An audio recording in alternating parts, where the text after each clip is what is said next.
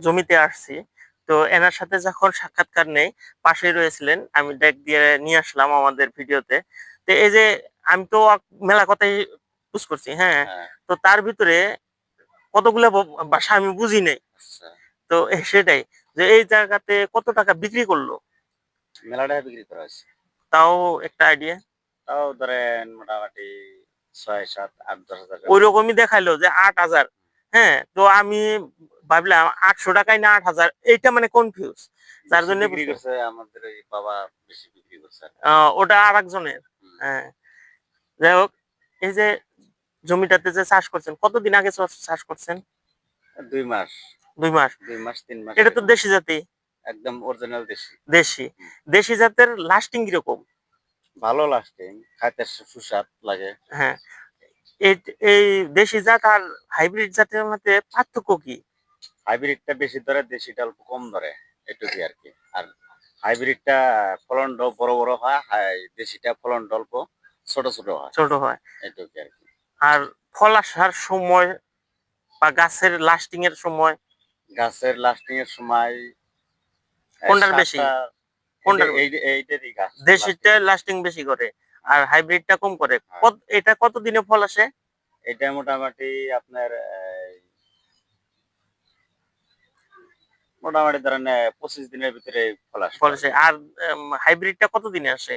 হাইব্রিডটা ওটা মোটামুটি ২০ দিন। ২০ দিন। ২০ দিন বা ১৫ দিন। খালি গাছটা খালি কোনরকম একটুখানি বড় হইলেই বড় হলো। হইলো এলো। হ্যাঁ, বড় আবার গোড়া থেকেই ফুল আসা আরম্ভ করব। তো স্প্রে যে করেন, স্প্রে মানে কোন ধরনের ওষুধ ব্যবহার করেন? কি পোকা বা কিসের আক্রমণ বেশি দেখা যায়?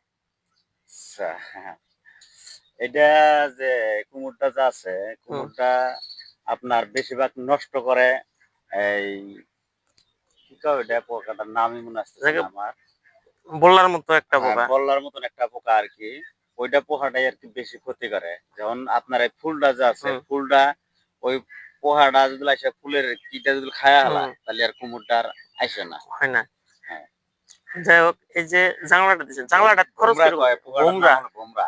ওই ভোমরা পোকাটা আরকি এই কুমড় টালের মধ্যে অত্যাচার বেশি করে। ওইটা করে যদি অত্যাচার বেশি করে তাহলে কুমড়গুলা ফলমান হয় না। ফলন হয় না। ফলমান হয় না। ওটা একটা হাল জাতীয় বস্তু আছে বলে এই ভোমরার, বা ওই যদি কুমড়ের ভিতরে যদি হাল দিল, তাহলে হুম, আর কুমড়টার তো বড় হবো না, ফলমান হবো না। হ্যাঁ, ওটাই ছোটই এই থেকে যাবে। এই যে জাংলাটা বা মাচাটা দিছেন, মাচাটার খরচ কিরকম গেছে? মাচাটা তাও মোটামুটি ধরেন আরকি তাও ৮-১০ হাজার টাকার মতো খরচা গেছে। বাঁশটা ৭ জাপ কিনা হ্যাঁ, কামলা জামলা সব খরচাপাতি কাম আছে। যে অল্প জায়গাতে করছেন, বেশি করে করেন নাকি? অল্প জায়গা মানে সবাই লাহে, লাহে স্টার্ট করা হইছে আরকি এজন্যে। চেষ্টা করেন। না, আমি পার্শ্ববর্তী যত গ্রামগুলো আছে বেশিরভাগ গ্রামে কৃষির উপরে কিন্তু ভালো একটা চর্চা দিছে। হ্যাঁ, শাকসবজির লাভটা বেশি। তো এই এগুলা জায়গাতে অল্প কম দেখি। এগুলা টাল করার পালে গেলে লাভ আছে। হ্যাঁ, লাভ আছে বা বেচবার পালে গেলেও লাভ আছে। লাভ আছে।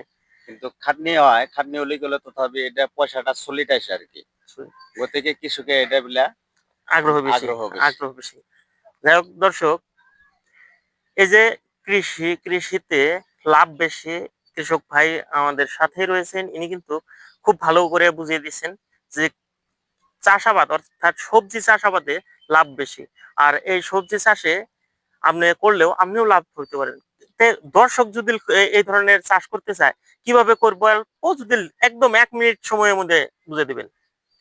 এটা হাইব্রিড হাইব্রিড যদি নেন করে দেশি, বা হ্যাঁ, দেশিটা যদি করে, হয়তো আজকাল বাজারে দেশি কুমড়োর বিচিও পাওয়া যায়। পাওয়া যায়। ওখান থেকে আনলো, আইনা হয়তো ২-১ টা চারা বানাইলো। হুম, বানানোর পরে গাইড়া এই সিস্টেম করে জাংলা জুংলা দিয়া জাংলা তুলে দিলে গেলে মোটামুটি বেচার একটা পুরা উপযুক্ত চলার জন্যে রাস্তা বাই করা হবো আরকি। হুম।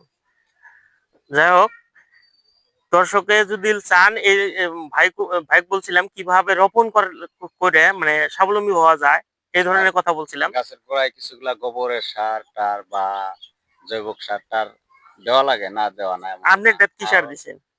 গোবরের সারও দিছি, আর আপনার এই জৈব সারও দিছি। মাঝে, মাঝে এক্সপ্রেস করে থাকা লাগে। স্প্রে করে থাকা লাগে। হ্যাঁ, যাই হোক, নানান ধরনের সমস্যা দেখা দেয়। এখানে সার দিতে হয়। সবার থেকে পচন সার বা গোবর সারটা প্রয়োগ করছেন বেশি। হুম, আর এর সাথে রাসায়নিক সার অর্থাৎ ডিওপি, পটাশ ব্যবহার করা হয়েছে। আহ এই চাষগুলি আসলে ইউরিয়া ব্যবহার করে না কেন? ইউরিয়া ব্যবহার করলে গেলে গাছটা বেশিরভাগ ফলমান হয় গাছটা কালারিংটা আরো কালা বেশি হয় ওই জন্য নষ্ট হয়ে যায়, নষ্ট হওয়ার সম্ভাবনা সম্ভাবনা থাকে। থাকে। ইউরিয়া সব জায়গাতে কিন্তু দেওয়া হয় না, ইউরিয়া ক্ষতি করেন। যাই হোক বন্ধুরা, আপনারা যদি চাষ করেন এমন ধরনের পচন সার ব্যবহার করে আপনাদের মাচা বা জাংলি তৈরি করতে পারেন। আর সাথে আপনি যদি চান বৈজ্ঞানিকভাবে আপনার হাইব্রিড জাত বা আপনি লোকাল জাতের বীজ রোপণ করে আপনি চাষ করতে পারেন। যাই হোক বন্ধুরা, এখান থেকে আজকে বিদায় টানছি, দেখা হবে কোনো পরবর্তী ভিডিওতে। আসসালামু আলাইকুম।